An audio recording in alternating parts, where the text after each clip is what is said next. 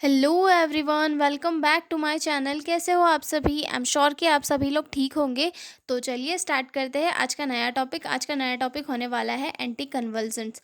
ये जो ड्रग्स है ये क्यों लिए जाते हैं, इनका मैकेनिज्म ऑफ एक्शन क्या है, इंडिकेशंस क्या है, हम इस वीडियो में पूरा अच्छे से डील करेंगे। ठीक है, बहुत ही सिंपल लैंग्वेज में आपको समझाने के लिए समझाने का ट्राई करूँगी। ठीक है, तो चलिए स्टार्ट करते हैं। और हाँ, पीडीएफ नोट्स चाहिए हो तो डिस्क्रिप्शन में मेरा मेल दिया हुआ है, उस पर कॉन्टैक्ट करके आप लोग पीडीएफ नोट्स ले सकते हैं। ठीक है, तो चलिए स्टार्ट करते हैं। एंटी कन्वल्सेंट्स में जो दो दो वर्ड छुपे हुए, एंटी यानी कि मतलब किसी चीज़ को कम करने वाला, कन्वल्सेंट्स या फिर कन्वल्जेंस। कन्वल्जेंस का मीनिंग क्या होता है, कन्वल्जेंस का या फिर जो सीजर्स होते हैं उनका मीनिंग क्या होता है। मतलब इनका मीनिंग जो है एक हमारी ब्रेन से रिलेटेड डिसीज़ से है, मतलब हमारे ब्रेन से रिलेटेड डिसीज़ से है। जो हम इसमें क्या होता है कि जब कोई पर्सन होता है उसे ए सीज़र होते हैं या फिर कन्वल्जेंस होते हैं, तो उस कंडीशन में क्या होता है, पेशेंट को अचानक से इलेक्ट्रिकल डिस्टरबेंस होने लगते हैं ब्रेन में, जिससे आदमी का जो बिहेवियर है या फिर मोमेंट है, कॉन्शियसनेस है, चेंज हो जाती है। जब सीज़र बार बार होते हैं तो उसे एपिलेप्सी कहा जाता है। ठीक है, और जो एंटी कन्वल्जेंट ड्रग्स होते हैं वो सीज़र्स को रोकने के लिए या फिर कंट्रोल करने के लिए एडमिनिस्टर की जाती है। ठीक है, इंट्रोडक्शन से स्टार्ट करते हैं। Seizure or convulsions are sudden, uncontrolled electrical disturbance in the brain which can cause change in behavior, movement और consciousness। यानी कि सीजर्स और कन्वल्जन्स एक ऐसे सडन अनकंट्रोलेबल चेंज होते हैं जिनके कारण किसी पर्सन को इलेक्ट्रिकल डिस्टरबेंस होने लगते हैं ब्रेन के अंदर, जिसके कारण जो है पर्सन का जो बिहेवियर है, मोमेंट है या फिर कॉन्शियसनेस है, वो पूरी चेंज हो जाती है। ठीक है, जिसे एपिलेप्सी कहा जाता है। जब ये एपिलेप्सी बार बार होती है, मतलब बार बार होती रहती है, तो इसे क्या कहा जाता है, सीजर कहा जाता है। ठीक है, सॉरी, एपिलेप्सी कहा जाता है, sorry. Epilepsy is a chronic neurological disorder characterise by recurrent seizure. यानी कि एपिलेप्सी एक ऐसी क्रोनिक न्यूरोलॉजिकल डिसऑर्डर है जिसे बार बार अगर किसी पेशेंट को सीज़र हो रहा है तो उससे कैरेक्टराइज किया जा सकता है। यानी कि अगर किसी पेशेंट को बार बार सीज़र के झटके पड़ रहे हैं, मिर्गी के झटके पड़ रहे हैं, अगर इसमें देखें अपन तो मिर्गी के झटके पड़ रहे हैं, तो उसे जो है एपिलेप्सी कहा जाएगा। ठीक है, अब आगे देखते हैं। Anti कन्वल्सेंट्स drug are use to prevent और control this seizures by stabilising the nerves activity in the brain. जो एंटी कन्वल्सेंट ड्रग होते हैं उन्हें इन सीजर्स को जो है रोकने के लिए किसी पेशेंट की बॉडी में एडमिनिस्टर किया जाता है, जिससे कि ये जो एंटी कन्वल्सेंट ड्रग क्या करते हैं, ब्रेन की जो नर्व्स है उनकी एक्टिविटी को स्टेबलाइज करते हैं। उनसे क्या होता है कि पर्सन की जो मिर्गी के झटके हैं वो थोड़े कम पड़ जाते हैं। ठीक है, these drug help in improving quality of life of patient by reducing the frequency and severity of seizures.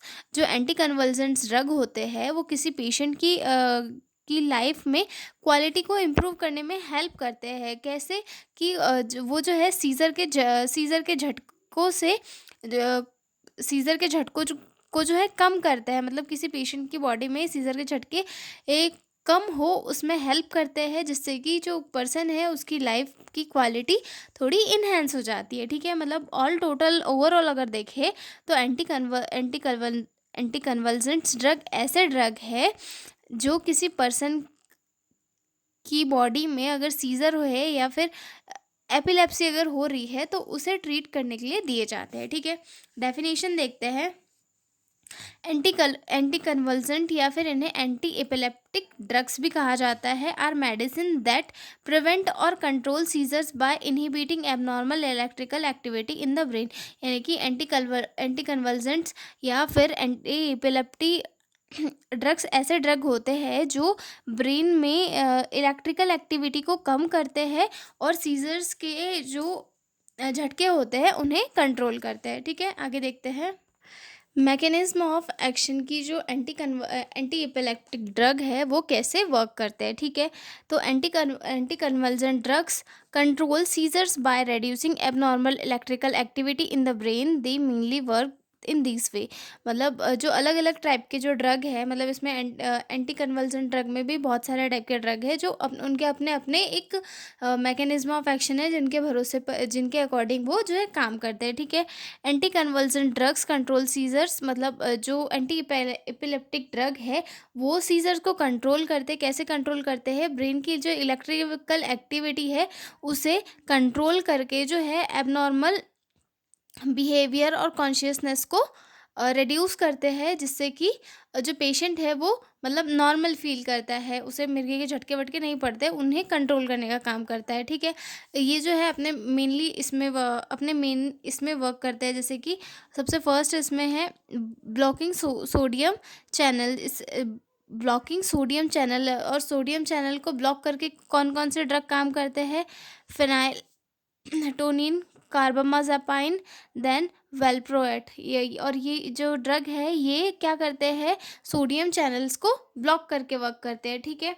जब they stop rapid firing in neurons by blocking sodium entry into nerve cells. यानी कि जब neurons sodium ions inter करते हैं, जब neurons में जो है सोडियम आयन इंटर करते हैं तो न्यूरॉन फास्ट फायरिंग करता है, जिससे सीजर हो सकता है। जबकि ये ड्रग क्या करते हैं, सोडियम की एंट्री को ब्लॉक कर देता है, जिससे कि न्यूरॉन जो है काम हो जाते हैं और सीजर कंट्रोल में आ जाता है, ठीक है। उसके बाद सेकंड है blocking sodium channel. Blocking sodium channel का एग्जाम्पल कौन सा है, मतलब कौन से ड्रग करते हैं ये, तो ये है एथोसुक्सिमाइड, ठीक है। ये क्या करते हैं, they reduce abnormal calcium entry which prevents burst firing. ये जो है जब कैल्शियम ज़्यादा इंटर करता है तो एबनॉर्मल ब्रस्ट फायरिंग होती है, ठीक है। जो है ये जो है कैल्शियम, ये जो ड्रग क्या करते हैं, कैल्शियम की एंट्री को ही ब्लॉक कर देते हैं, जिससे कि ब्रस्ट फायरिंग नहीं होती और सीजर कंट्रोल में आ जाते हैं, ठीक है। उसके बाद अगला आता है enhancing GABA action in inhibitory neurotransmitters, ठीक है। इन्हेंसिंग गाबा एक्शन में क्या होगा कि इसके इसके एग्जाम्पल देख लेते हैं, जिसमें है बेंजो बेंजोडियाजेपाइन्स ऑल और वेलप्रोएट, ठीक है। They increase GABA activity, brain gets more inhibition, less chances of seizures. ये जो है गाबा एक जो है ब्रेक की तरह काम करता है ब्रेन के लिए, ये इनहिबिटरी न्यूरोट्रांसमीटर है, ठीक है। ये ड्रग्स जो है गाबा और गाबा को जो है और स्ट्रांग बनाती है जिससे कि ब्रेन को ज़्यादा इनहिबिशन मिलता रहे और सीजर के चांसेस कम हो। मतलब जो ये जो ड्रग है इन्हेंसिंग गाबा एक्शन वाले जो ड्रग है वो क्या करते हैं, गाबा को एक्टिव करते हैं, गाबा को और थोड़ा पावरफुल बनाते हैं, जिससे कि ब्रेन की एक्टिविटी काम हो जाए और सीजर्स ना हो, ठीक है। उसके बाद आता है इनहिबिटिंग ग्लूटामेट। इनहिबिटिंग ग्लूटामेट यानी कि इसके कौन से ड्रग है, तो फर्स्ट आता है टोपिरामेट, देन आता है लेमोट्राइजिन, ठीक है। They reduce excitation in the brain by blocking glutamate activity. ये ड्रग क्या करते हैं, ग्लूटामेट एक एसिलेटर होता है, एक्सीलेटर होता है ब्रेन के लिए, जिसमें कि मतलब एक ज़्यादा ही एक्सेस में एक्साइटमेंट फॉर्म करने वाला होता है, ठीक है। तो ये ड्रग जो होता है ग्लूटामेट की एक्टिविटी को ब्लॉक कर देती है, जिससे कि ओवर एक्साइटमेंट नहीं होती है और सीजर कंट्रोल हो जाता है, ठीक है। हमने देखे मैकेनिज्म ऑफ एक्शन, आगे देखते हैं हम इसके इंडिकेशन। इंडिकेशन क्या क्या है इसके, treatment of epilepsy, various types of seizures. मतलब जो एपिलेप्सी होता है उसके सारे टाइप्स के ट्रीटमेंट के लिए जो है ये यूज़ किया जाता है। Emergency control of status epilepticus, यानी कि जो इमरजेंसी सिचुएशन में जब किसी पेशेंट को जो है मिर्गी के झटके पड़ रहे हो तो उसे कंट्रोल करने के टाइम दिया जाता है, ठीक है। Occasionally used in psychiatric disorder like bipolar disorder. मतलब कुछ मूड डिसऑर्डर्स होते हैं जिनमें यूज़ किया जाता है, जैसे कि वेलपोरिक एसिड एक ड्रग होता है जिसे बाइपोलर डिसऑर्डर के लिए यूज़ किया जाता है, ठीक है। आगे देखते हैं इसके साइड इफ़ेक्ट। साइड इफ़ेक्ट में ड्रॉजीनेस हो सकता है, डिजीनेस हो सकता है, अटैक्सिया हो सकता है, ठीक है। उसके बाद स्किन रैश वगैरह हो सकते हैं, एलर्जिक रिएक्शन, ब्लड एबनॉर्मलिटीज़ हो सकती है, ठीक है। लिवर डैमेज हो सकता है लिवर टॉक्सिसिटी के कारण, गम ओवरग्रोथ, या फिर फिनाइलटोइन या यानी कि गम्स का बढ़ना हो सकता है, या फिर उस ठीक है। उसके बाद डिपेंडेंस रिस्क विथ बेंजोडियाजेपाइन, ठीक है। उसके बाद आके देखते हैं नर्सिंग रिस्पॉन्सिबिलिटी। नर्सिंग रिस्पॉन्सिबिलिटी क्या है? Monitor patient seizure frequency and side effect. Patient के जो है सीज़र के झटकों को हमें मॉनिटर करना है कि मतलब कितने बार हो रहे हैं। साइड इफ़ेक्ट वगैरह भी मॉनिटर करते रहना है कि पेशेंट को कोई साइड इफ़ेक्ट वगैरह तो शो नहीं हो रहे, ठीक है। Educate about adherence to medication schedules, मतलब मेडिसिन नियमित और सही समय पर लेने के लिए सलाह देनी होती है, क्योंकि अचानक अगर बंद कर दी तो उससे जो है सीवियर सीज़र के चांसेस हो सकते हैं, ठीक है। Assess for side effect like sedation, rash और गम चेंजेस, मतलब अगर ड्रग के साइड इफ़ेक्ट तो नहीं हो रहे हैं, उसके लिए भी पेशेंट को असेस करना है कि सडेशन यानी कि ज़्यादा ही नींद वगैरह तो नहीं आ रही है, या फिर गम में कोई प्रॉब्लम तो नहीं हो रही है। ये सारी चीज़ें चेक करना है, क्योंकि एंटी एपिलेप्टिक ड्रग में जो है गम्स में प्रॉब्लम अक्सर देखने के लिए मिलती है, ठीक है। Monitor liver function and blood count regularly. Liver function और ब्लड काउंट रेगुलरली करना होता है, ठीक है। आगे देखते हैं counsel on avoiding alcohol and operating machinery if drowsy, मतलब जो है avoid woman teratogenic risk during pregnancy. Pregnant में जो फीमेल्स होती है उन्हें ये सलाह देनी होती है कि कुछ दवाइयाँ अगर वो प्रेग्नेंट है तो उस टाइम पे उनका नुकसान कर सकती है, तो उसके अकॉर्डिंग उन्हें मेडिसिन देनी होती है, ठीक है। तो आई एम श्योर कि आपको ये समझ में आ गया होगा एंटी कन्वल्जन ड्रग। तो मिलता है अगले वीडियो में एक नए क्वेश्चन के साथ, तब तक के लिए बाय बाय।